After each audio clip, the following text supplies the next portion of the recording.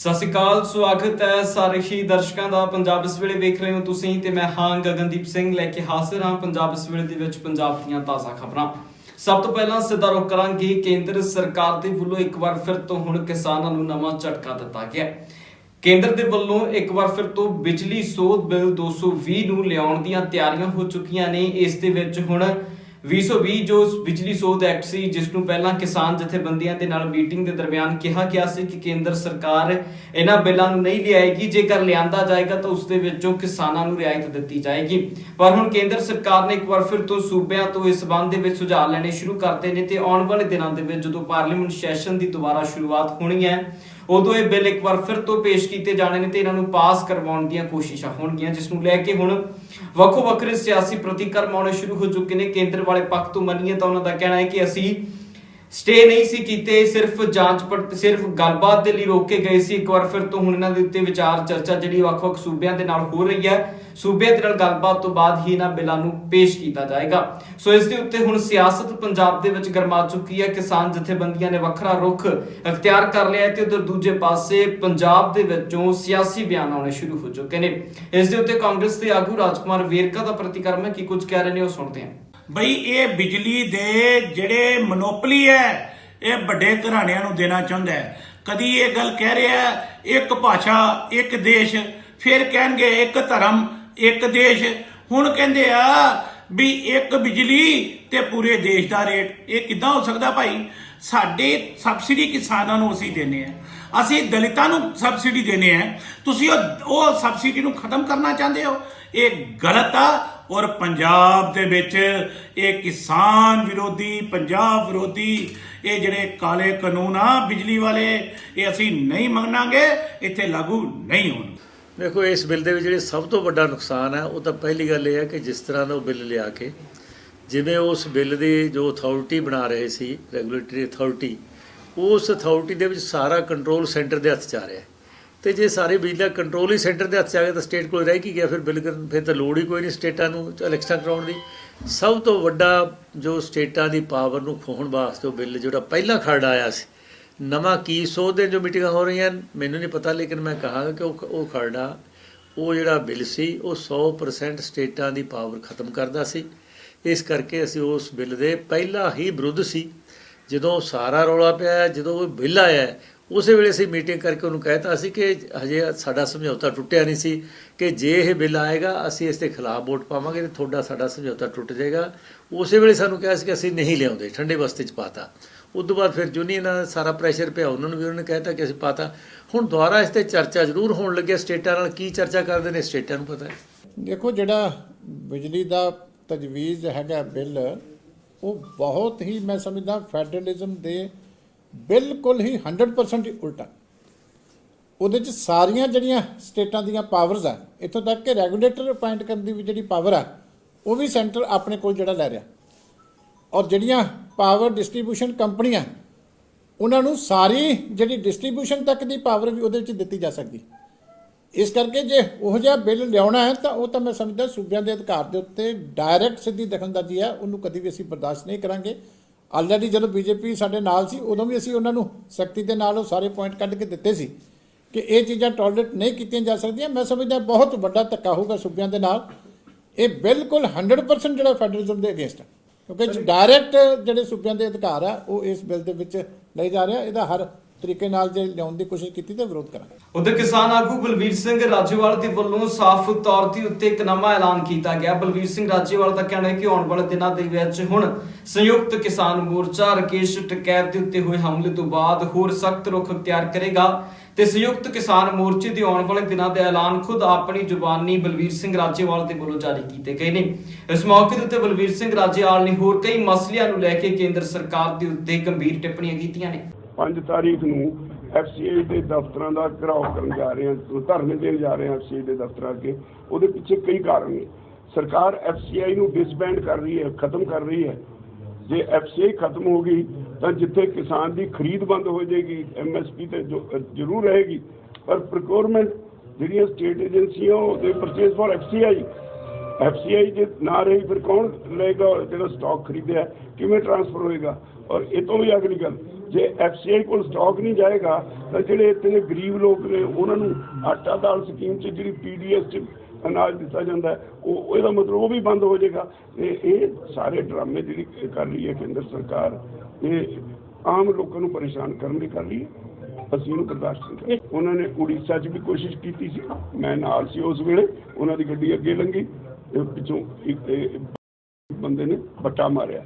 ਉਹ ਤੋਂ ਬਾਅਦ ਜਦੋਂ ਅਸੀਂ ਆ ਗਏ ਤਾਂ ਉੱਥੇ ਜਿਹੜੇ ਸਾਡੇ ਬੈਨਰ ਲੱਗੇ ਹੋਏ ਸੀ, ਉੱਥੇ ਪੰਜਾਬੀ ਪੋਪੂਲੇਸ਼ਨ ਨੇ ਗੁਰਦੁਆਰੇ ਦੇ ਬਾਹਰ ਬੈਨਰ ਲਾਏ ਸੀ, ਸਾਡਾ ਸਵਾਗਤ ਕਰਨ ਲਈ ਸੱਦਿਆ ਸੀ। ਜਦੋਂ ਅਸੀਂ ਉੱਥੋਂ ਆ ਗਏ ਉਹਨਾਂ ਨੇ ਜਾ ਕੇ ਬੈਨਰ ਵੱਢੇ ਤੇ ਨਾਅਰੇ ਲਾਏ। ਉੱਥੇ ਫਿਰ ਜਿਹੜੇ ਉੱਥੇ ਪੰਜਾਬੀ ਸੀ ਉਹਨਾਂ ਨੇ ਫੜ ਕੇ ਉਹਨਾਂ ਨੂੰ ਪੁਲਿਸ ਦੇ ਹਵਾਲੇ ਕੀਤਾ। ਇਸੇ ਤਰ੍ਹਾਂ ਦੂਜੀ ਵਾਰੀ ਹੁਣ ਰਾਜਸਥਾਨ 'ਚ ਹੋਇਆ। ਇਹ ਤੋਂ ਬੜਾ ਸਾਫ਼ ਸਪਸ਼ਟ ਜ਼ਾਹਰ ਹੈ। ਔਰ ਇਹੀ ਨਹੀਂ ਵੀ ਉਹਨਾਂ ਨੇ ਸ਼ੀਸ਼ੇ ਭੰਨੇ ਨੇ, ਉੱਥੇ ਗੋਲੀ ਵੀ ਚਲਾਈ। ਉਧਰ ਪੰਜਾਬ ਦੇ ਮੁੱਖ ਮੰਤਰੀ ਕੈਪਟਨ ਅਮਰਿੰਦਰ ਸਿੰਘ ਨੇ ਸਾਫ਼ ਕਰ ਦਿੱਤਾ ਹੈ ਕਿ ਪੰਜਾਬ ਦੇ ਵਿੱਚ FCI ਦੇ ਨਵੇਂ ਨਿਯਮਾਂ ਨੂੰ ਲਾਗੂ ਕਰਨ ਦੇ ਰਿੜਕੇ ਦੇ ਵਿਚਕਾਰ ਪੰਜਾਬ ਸਰਕਾਰ ਨੇ ਕੇਂਦਰ ਸਰਕਾਰ ਦੀ ਗੱਲ ਨਹੀਂ ਮੰਨੀ, ਬਲਕਿ ਆੜ੍ਹਤੀਆਂ ਦੇ ਨਾਲ ਹੋਈ ਮੀਟਿੰਗ ਦੇ ਦਰਮਿਆਨ ਜੋ ਕੁਝ ਗੱਲਾਂ ਹੋਈਆਂ ਨੇ ਉਹਨਾਂ ਦੇ ਉੱਤੇ ਸਾਫ਼ ਮੋਹਰ ਲੱਗ ਚੁੱਕੀ ਹੈ। ਕੈਪਟਨ ਅਮਰਿੰਦਰ ਸਿੰਘ ਨੇ ਸਾਫ਼ ਕਰ ਦਿੱਤਾ ਹੈ ਕਿ ਆੜ੍ਹਤੀਆਂ ਦੇ ਜ਼ਰੀਏ ਹੀ ਜਿਹੜੀ ਇਸ ਵਾਰ ਦੀ ਕਣਕ ਦੀ ਖਰੀਦ ਹੋਏਗੀ। ਜਿਸ ਤਰ੍ਹਾਂ ਦਾ ਸਿਸਟਮ ਪੰਜਾਬ ਦੇ ਵਿੱਚ ਪਹਿਲਾਂ ਚੱਲਦਾ ਹੈ, ਉਸੇ ਸਿਸਟਮ ਦੇ ਆਧਾਰ ਤੇ ਉੱਤੇ ਇਸ ਵਾਰ ਜਿਹੜੀ ਖਰੀਦ ਕਣਕ ਦੀ 10 ਅਪ੍ਰੈਲ ਤੋਂ ਆਰੰਭ ਕੀਤੀ ਜਾਣੀ ਹੈ। ਦੱਸਦੀ ਕਿ ਮੁੱਖ ਮੰਤਰੀ ਦਫ਼ਤਰ ਦੇ ਵੱਲੋਂ ਇਹ ਸਾਫ਼ ਹੋ ਚੁੱਕਿਆ ਹੈ ਕਿ ਕੇਂਦਰ ਸਰਕਾਰ ਨੇ ਜਿਸ ਤਰ੍ਹਾਂ ਕਿਸਾਨਾਂ ਦੇ ਖਾਤਿਆਂ ਦੇ ਵਿੱਚ ਸਿੱਧੀ ਅਦਾਇਗੀ ਦੀ ਸਕੀਮ ਨੂੰ ਲਾਗੂ ਕਰਵਾਉਣ ਦੀ ਗੱਲ ਆਖੀ ਸੀ, ਉਹ ਸਕੀਮ ਹਜੇ ਲਾਗੂ ਨਹੀਂ ਕੀਤੀ ਜਾਵੇਗੀ। ਹੁਣ ਇਸ ਨੂੰ ਲੈ ਕੇ ਰਾਜਕੁਮਾਰ ਵੇਰਕਾ ਦਾ ਵੀ ਪ੍ਰਤੀਕਰਮ ਹੈ ਤੇ ਵੱਖ-ਵੱਖ ਸਿਆਸੀ ਬਿਆਨ ਇਸ ਦੇ ਵਿੱਚ ਸਾਹਮਣੇ ਆਏ ਨੇ। ਸਾਰੇ ਹੀ ਪੰਜਾਬ ਦੇ ਸਿਆਸੀ ਆਗੂਆਂ ਦਾ ਕਹਿਣਾ ਹੈ ਕਿ ਅਸੀਂ ਕਿਸਾਨਾਂ ਦੇ ਨਾਲ ਗੱਲਬਾਤ ਕਰਨ ਤੋਂ ਬਾਅਦ ਹੀ ਅੱਗੇ ਕੋਈ ਕਦਮ ਪੁੱਟਾਂਗੇ। ਜਦੋਂ ਤੱਕ ਕਿਸਾਨ ਇਸ ਦੇ ਨਾਲ ਸਹਿਮਤ ਨਹੀਂ, ਉਦੋਂ ਤੱਕ ਅਸੀਂ ਕਿਸੇ ਤਰ੍ਹਾਂ ਦਾ ਕੋਈ ਸਰਕਾਰੀ ਫੈਸਲਾ ਇਸ ਸੰਬੰਧ ਦੇ ਵਿੱਚ ਨਹੀਂ ਦੇ ਸਕਦੇ। ਇਹ ਪੰਜਾਬ ਸਰਕਾਰ ਸ਼ੁਰੂ ਤੋਂ ਹੀ ਉਹ ਕਰਦੀ ਆ ਰਹੀ ਹੈ। ਇਹ ਜਿਹੜੀ ਬੜੀ ਮੰਦਭਾਗੀ ਸੀਗੀ ਜੋ ਚਿੱਠੀ ਆਈ ਸੀਗੀ ਪਿਊਸ਼ ਗੋਇਲ ਜੀ ਦੀ ਸਾਡੇ CM ਸਾਹਿਬ ਨੇ ਬਹੁਤ ਕਲੀਅਰਲੀ ਪ੍ਰਧਾਨ ਮੰਤਰੀ ਨੂੰ ਲਿਖਿਆ ਤੇ ਉਹਦੀ ਕਾਪੀ ਪਿਊਸ਼ ਗੋਇਲ ਜੀ ਨੂੰ ਵੀ ਭੇਜੀ ਹੈ ਵੀ ਅਸੀਂ ਸਾਡੇ ਜਿਹੜੇ ਸਟੇਟ ਦੇ ਕਾਨੂੰਨ ਹੈ ਉਹਦੇ 'ਚ APMC ਐਕਟ ਹੈ ਉਹਦੇ ਮੁਤਾਬਕ ਆੜ੍ਹਤੀਆਂ ਦੀ ਐਗਜ਼ਿਸਟੈਂਸ ਹੈ। ਤੇ ਜਦੋਂ ਇਹ ਫੈਡਰਲ ਸਿਸਟਮ ਹੈ ਤਾਂ ਫੈਡਰਲ ਸਿਸਟਮ ਦੇ ਵਿੱਚ ਕੇਂਦਰ ਸਰਕਾਰ ਨੂੰ ਜਿਹੜੇ ਸਟੇਟ ਦੇ ਕਾਨੂੰਨ ਨੇ ਉਹਨਾਂ ਦਾ ਵੀ ਸਤਿਕਾਰ ਕਰਨਾ ਪਏਗਾ। ਔਰ ਉਹ ਵੀ ਉਦੋਂ ਜਦੋਂ ਖਾਸ ਤੌਰ ਤੇ ਐਗਰੀਕਲਚਰ ਸਟੇਟ ਸਬਜੈਕਟ ਹੈ ਤੇ ਸਾਡੇ ਐਗਰੀਕਲਚਰ ਦੇ ਸਬਜੈਕਟ 'ਚ ਇਸ APMC ਐਕਟ ਦੀ ਹੋਂਦ ਆ ਤੇ ਉਹਦੇ ਮੁਤਾਬਕ ਅਸੀਂ ਪਿਛਲੇ 3 ਸੀਜ਼ਨ ਤੋਂ ਡਾਇਰੈਕਟ ਪੇਮੈਂਟ ਕਰ ਰਹੇ ਹਾਂ, ਪਰ ਥਰੂ ਆੜ੍ਹਤੀਆਜ਼ ਕਰ ਰਹੇ ਹਾਂ। ਸੋ ਹਲੇ ਲਿਖਿਆ ਹੈ, ਰੇਟ ਜਾਰੀ ਹੈ।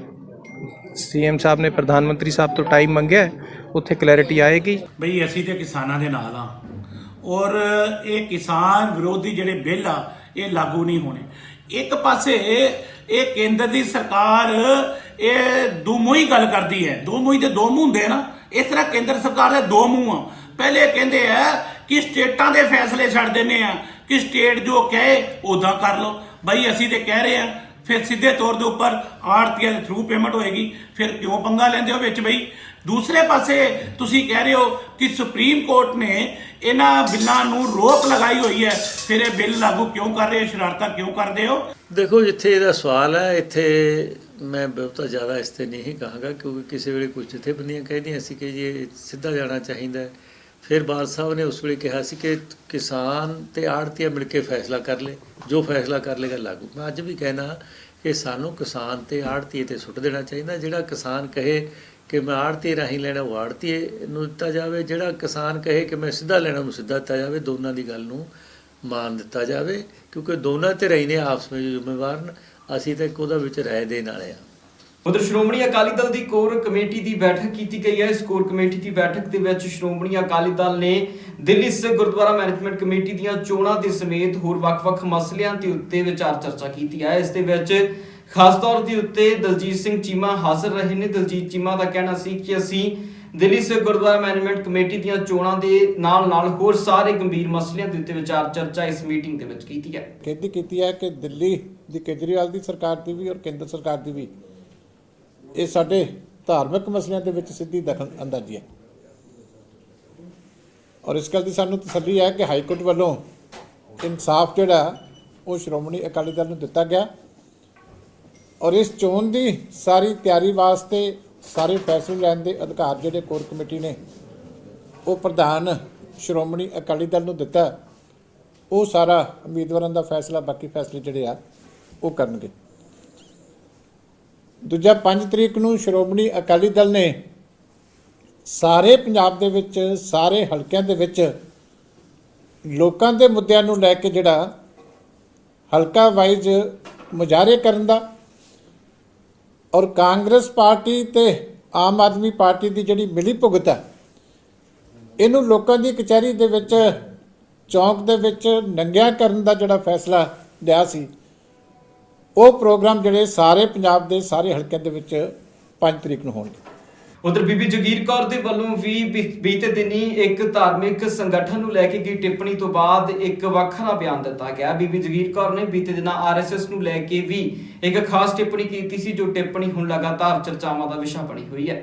ਸਿੱਖ ਕੌਮ ਦੀ ਭਾਵਨਾਵਾਂ ਦੀ ਤਰਜਮਾਨੀ ਜਿਹੜੀ ਸੀ ਉਹ ਸਿੱਖ ਕੌਮ ਦੀ ਮਹਾਨ ਸੰਸਥਾ ਸ਼੍ਰੋਮਣੀ ਗੁਰਦੁਆਰਾ ਪ੍ਰਬੰਧਕ ਕਮੇਟੀ ਵੱਲੋਂ ਆਈ ਹੈ ਤੇ ਬਤੌਰ ਪ੍ਰਧਾਨ, ਬਤੌਰ ਮੁੱਖ ਸੇਵਾਦਾਰ ਮੈਂ ਆਪਣੀ ਕੌਮ ਦੀ ਜੋ ਅੱਜ ਦੀ ਭਾਵਨਾਵਾਂ ਦੀ ਤਰਜਮਾਨੀ ਸੀ ਉਹ ਅਸੀਂ ਹਾਊਸ ਵਿੱਚ ਕੀਤੀ ਹੈ। ਸੈਕੰਡਲੀ, ਸਾਡੇ ਮਤੇ ਨਾਲ ਕਿਸੇ ਪਾਰਟੀ ਦਾ ਕੋਈ ਸੰਬੰਧ ਨਹੀਂ, ਕਿਸੇ ਸਿਆਸੀ ਤੌਰ ਤੇ ਕੋਈ ਸੰਬੰਧ ਨਹੀਂ।